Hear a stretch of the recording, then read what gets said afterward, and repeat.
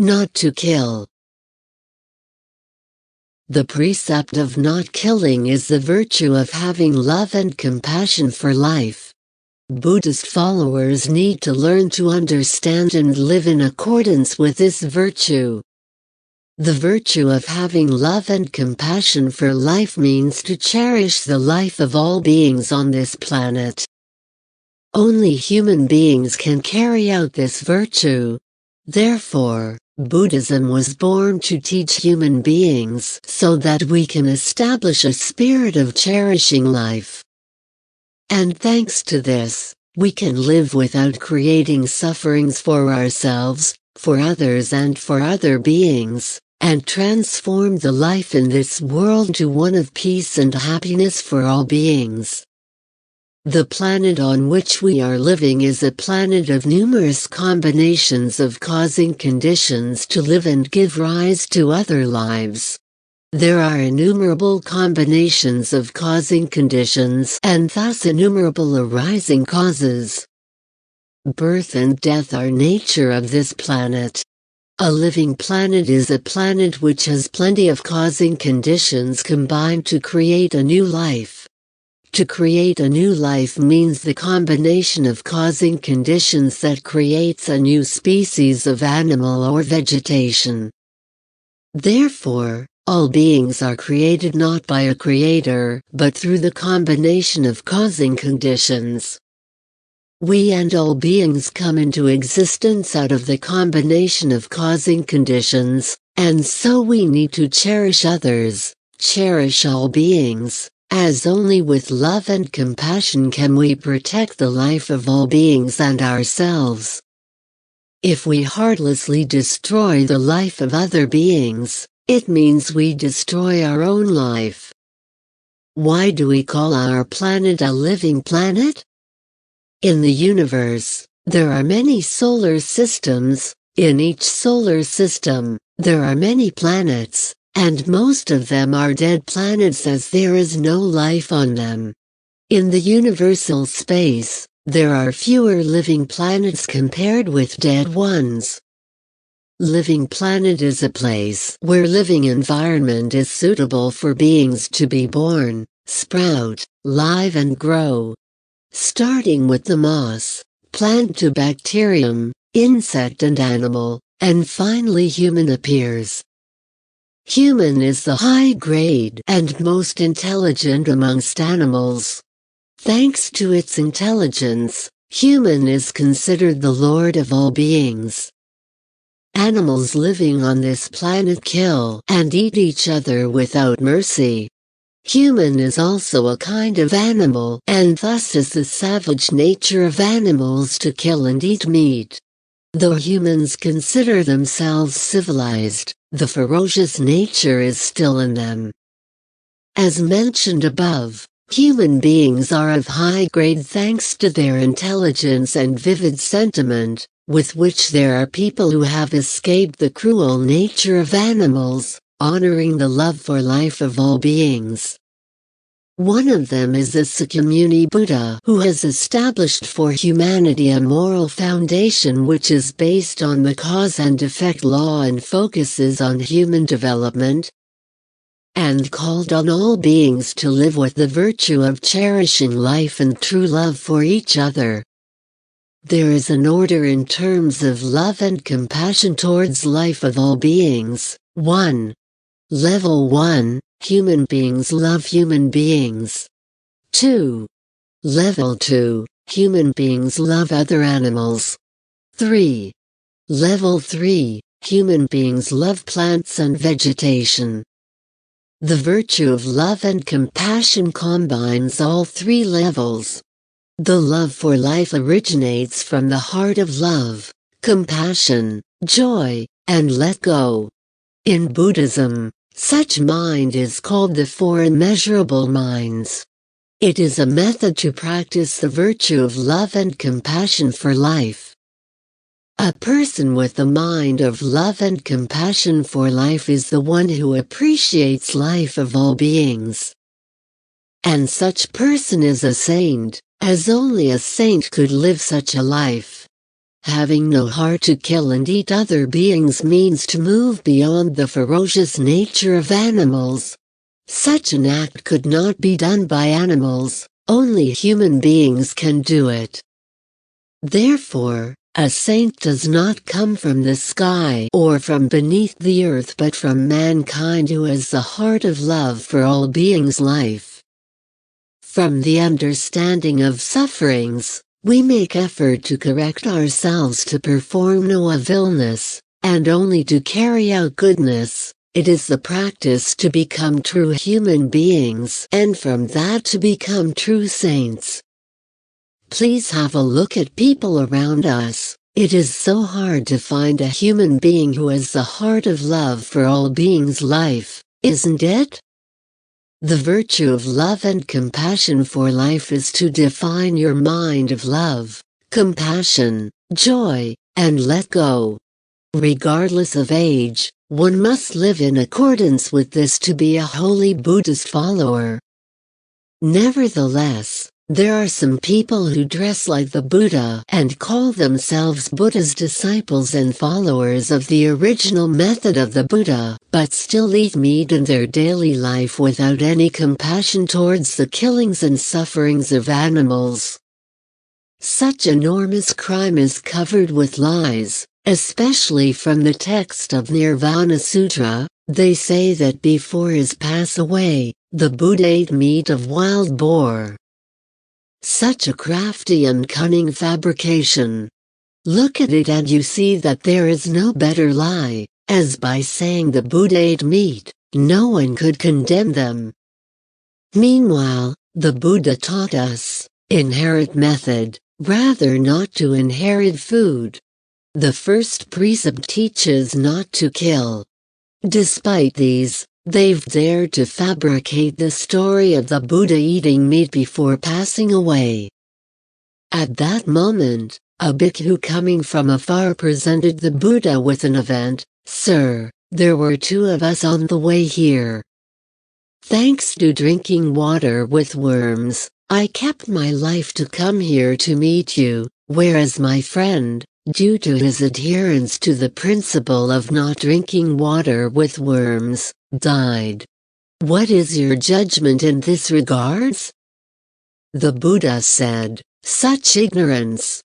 Don't you know that the other bhikkhu, thanks to his not drinking water with worms, had met me before you reached here?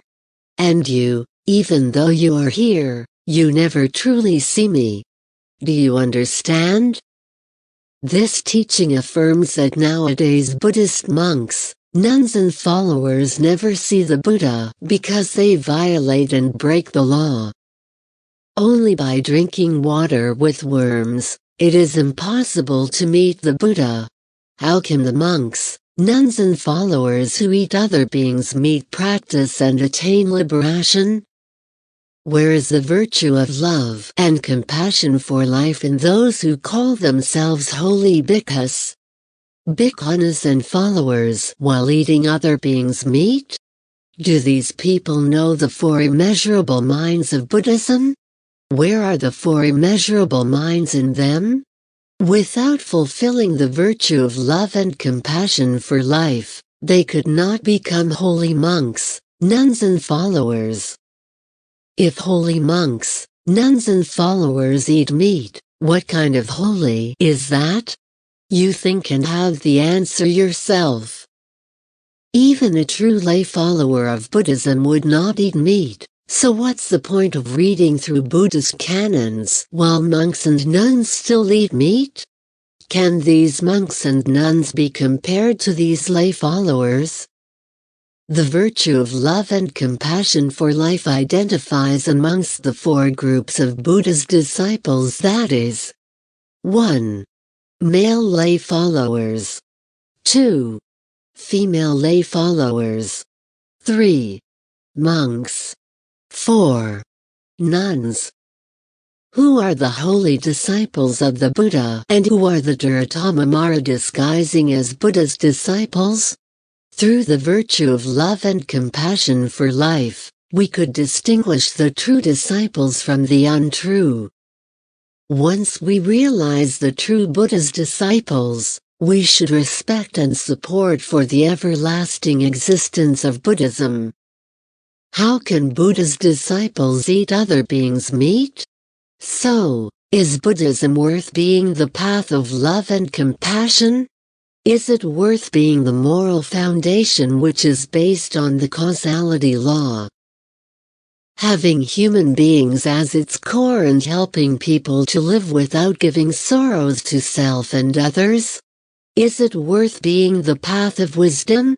If it is a path of wisdom, why is there consumption of meat without sense of goodness and of illness? If it is a path of wisdom, how can there be indulgence in the craving of eating? To hide the vulgar and ferocious nature following the worldly craving in eating, some monks and nuns say, eat meat without seeing, hearing, suspecting, and before his pass away, the Buddha ate meat of wild boar. Such sayings are so guilty that their negative effect would last for innumerable lives. As a result, nowadays monks and nuns could not attain the arhat fruit. It is due to the effect of not fulfilling the virtue of love and compassion for life. Though there are monks who don't eat meat, they don't have the heart of love for life as they don't practice the four immeasurable minds. To slander the Buddha eating meat to hide their crime is an act of deceit of those under the cloak of Buddhism. It's the act of breaking holy virtues and conducts of Buddhism, subject to Parajika's sentence, falling into hell and being beheaded. The heart of love for all life is a holy virtue of the Buddhist monks and nuns. Regardless of being a monk, nun or lay follower, one should live completely in accordance with this virtue. Otherwise, the debt of life would be so heavy in many lives. Any monks and nuns that go against this virtue of love and compassion for life are the monks and nuns of evil who feed their bodies with flesh, bone and blood of other beings. This could not be called holy disciples of the Buddha. In the Eight Noble Paths, do you know what right livelihood is? Is sustaining one's life with flesh, bone and blood of other beings right livelihood? How can right livelihood be involved in eating lives of other beings? Is keeping one's life in such a way right livelihood? When one sustains his life without creating sufferings to other beings, it is right livelihood. People talk and preach about right livelihood, but they don't live accordingly. Without right livelihood, it is no point in becoming Buddha's disciple, isn't it? Better not to follow Buddhism, but once following the Buddha, one should live exactly in accordance with the Buddha's teachings. Living not in accordance with the Buddha's teaching is to defame Buddhism. Therefore, one sustaining one's life with wrong livelihood could not be called a disciple of the Buddha. There is no benefit to become a Buddha disciple while going against the truth of Buddhism. The Eight Noble Paths are an education and training program to teach us a life of right conducts, which are virtues for one to become true human, true saint. The virtue of love and compassion for life is the noble cherishing treatment towards all beings that everyone has to learn and practice, not only for Buddha's disciples. In order to protect the life of all species on this planet, we have to try our best to correct ourselves, to live completely with the virtue of love and compassion for life. As virtue of love and compassion for life is noble act, people should live accordingly to spread out love to all beings. Every species wishes to live, none wants to die. Not to perform of illness. Only to carry out goodness. Prevent and eliminate of illness, to start and raise goodness. So when you kill other beings to cook food to offer the monks, is it goodness? Is it to start and increase goodness? Do you know that you go against the teachings of the Buddha? In Jivaka Sutra, the Buddha taught that a lay follower who killed living beings to cook food and offered it to the monks had 5 demerits, that is 5 sins. This is due to the lack of thorough understanding of the right Buddhist teachings while only listening, knowing and understanding the interpretation of monks, eating without seeing, hearing, and suspecting, or 1. While eating meat but thinking of it as cabbage equals to eating cabbage. These are words of lie to deceive Buddhist followers. The monks even deceive you more with arguments so that they could swallow animal meat. Even Buddha ate meat. Eating meat, fish but think of it as cabbage means to eat cabbage. Despite your persistence, once in the stomach all food is the same. Dear Buddhist followers, where is the virtue of love and compassion for life that monks can chew and swallow meat? Monks are holy bhikkhus, while holy lay followers don't violate this precept. How can holy bhikkhus violate this precept? However, devotees have eyes but it is as if they were blind. Have ears but as if they were deaf, have mind but as if they were silly, don't they? In summary, in order to become a holy monk, nun, lay follower of the Buddha, one has to strictly follow the precept of holy virtue of love and compassion for life. Even strictly following this precept is not enough. One must also practice the 4 immeasurable minds: love, compassion, joy, and let go. Thanks to sufficient practice of the 4 immeasurable minds, one could live completely with love for all beings. Such way of living manifests the holy virtue of love and compassion for life. Do not follow Tu Trung Thuong Si, Mad Monk Qigong, Living Buddha of Golden Mountain and Zen Monk Fan Yangshan Hao etc., who shamelessly ate meat and drank alcohol like worldly people. We could not have any more comment on such cases.